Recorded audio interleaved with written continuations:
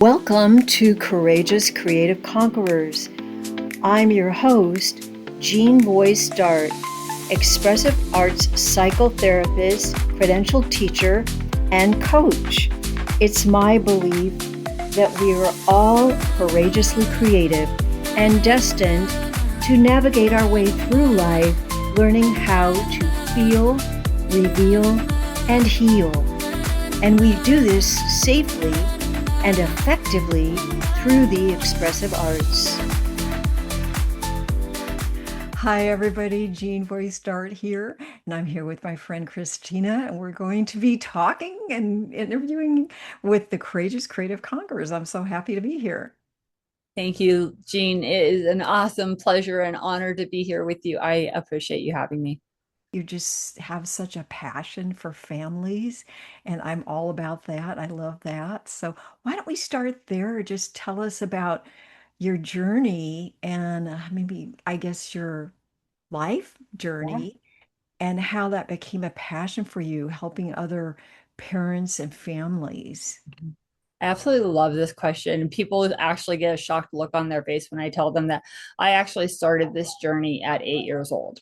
I walked up to my second grade teacher and I told her, I'm going to come back and I'm going to take your place. And she just looked at me. She's like, what? And it's like, I'm going to be a teacher when I grow up.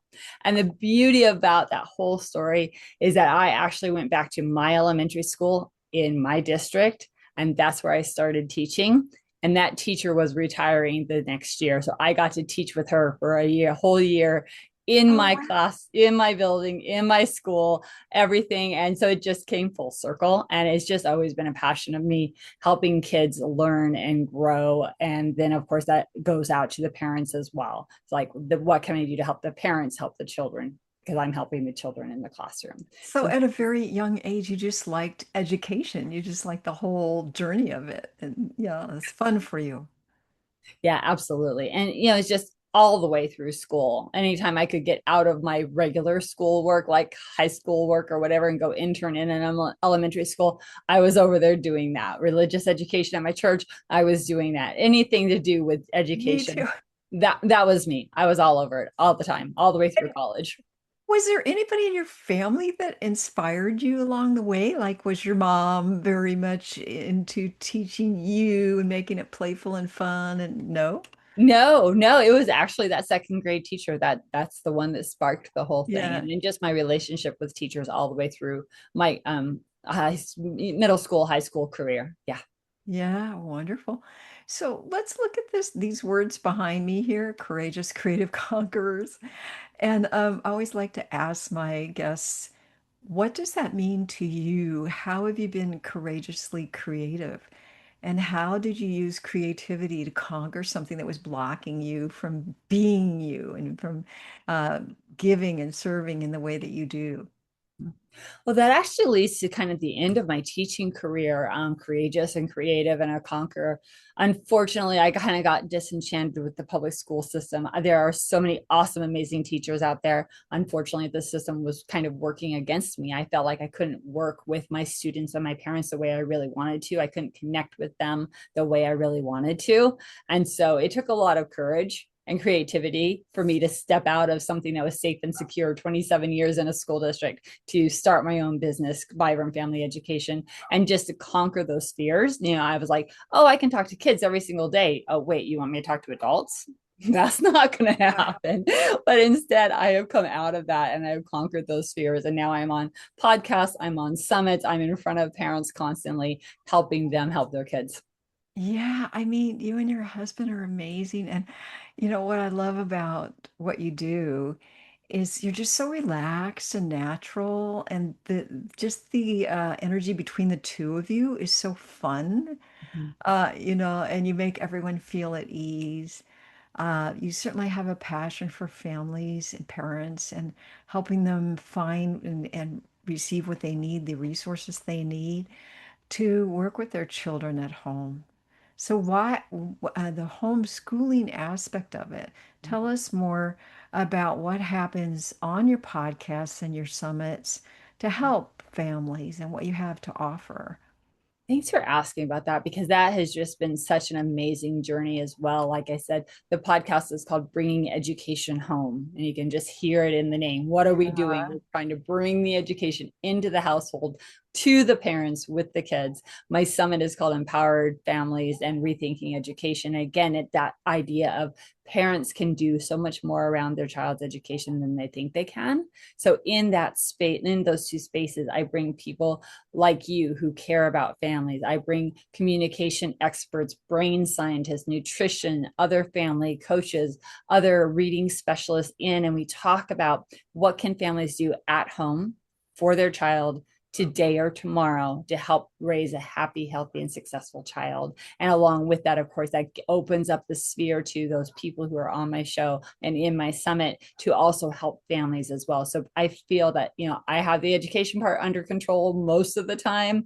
If I can get families those other levels of service and help through my podcast and summit, that's just icing on the cake because then they get what they need to develop that whole child and help them be so amazing.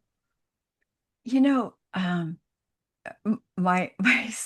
would bet that my sisters, if they're watching this, they might say, "What do you mean you care about families?" Because I kind of ran away from my family a little bit Mm-hmm. because I was scared because I had an assault Mm-hmm. and some Yeah. experiences and I felt ashamed and so I kind of left my hometown and started off anew and kind of stayed away and it was mostly shame. It had nothing to do with my family. I love my family.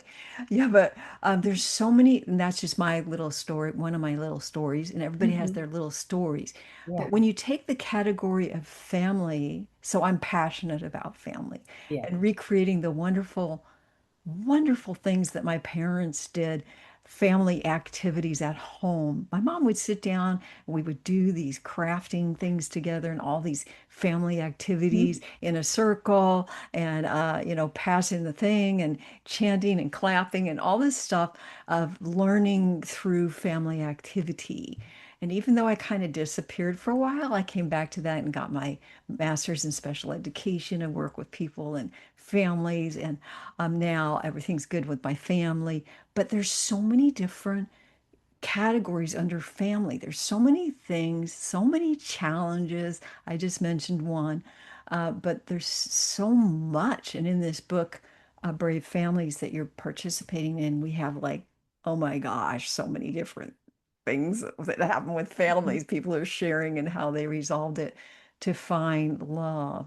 And I just wanted to ask you, within your own growing up with your family, um, what happened with you, with your family that made you a stronger, better, more loving person, learning how to love and give? Did you have a journey? Oh, my Yeah. brothers are going to hate this. It's called Three Brothers. That was Oh, my three journey, brothers.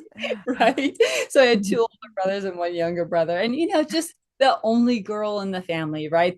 The boys wanting to pick on me and chase me with lizards and just, the normal kid stuff. It was never anything horrible. But at the Yeah. same time, it did have to make me stronger, right? Whenever the boys Yeah. were, kind of picking on me, I had to make sure I could be able to kind of like stand up for myself. But then just also through that journey, raising my own boys, thinking Oh, about, you had boys. That's yeah, funny. and I had boys, right? So I didn't even get my girl when I had kids. Yeah. But that's okay. But my mom and I had a really close relationship. It's one of those things that dad worked all the time. He worked two jobs. So it was one of those things that I didn't really feel really close and connected to him until I was actually 18. And then what happened was he Oh, actually came to me and visited with my mom in Japan because I was an exchange student for a year. And when he came, it's like, oh, wow. And the fact that he would actually write me little letters, even though he wasn't a great writer, right? yeah. That's when I knew that, yeah, I really was connected to my dad too. Yeah. Oh, I appreciate your tears. Yeah. Sorry about that. Oh my gosh. So But many, I it's mean, just just, so, yeah. yeah. And, our family, I had health challenges as a child, and always felt ashamed of my body and my inability to do things. And it progressed through Yeah. adulthood. And I'm sitting in a wheelchair right now, braces, and mobility challenges. And my family is interesting. We have different disability challenges. My husband's deaf. We have multiple challenges like that. And that's another thing that families have to deal with, or financial crises.